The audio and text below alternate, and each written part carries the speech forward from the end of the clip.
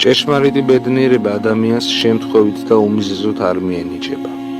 იგი თითქმის ყოველთვის დიდი შრომისა და მოღვაწეობის შედეგია. მხოლოდ გარეგანი წარმატება და ნივთიერი სიკეთე ბედნიერებას არ წარმოადგენს.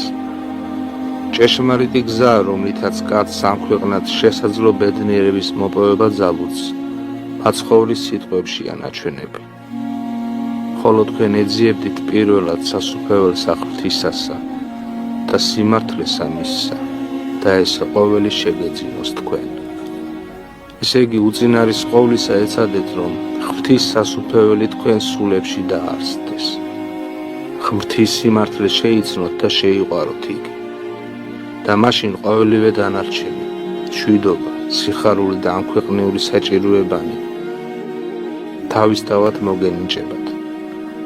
ბედნიერება მშვიდი, ხიარული და მხნე სულის მდგომარეობაა და მისი განცდა მხოლოდ წმინდა სინდისის მქონე კაცს შეუძლია. თუ სული და გული კაცის აღშფოთებულია, აღელვებული და მოუსვენარია, ურიცხვი სიმდიდრეცა და პატივიც რომ ჰქონდეს, ბედნიერი მაინც ვერ იქნება.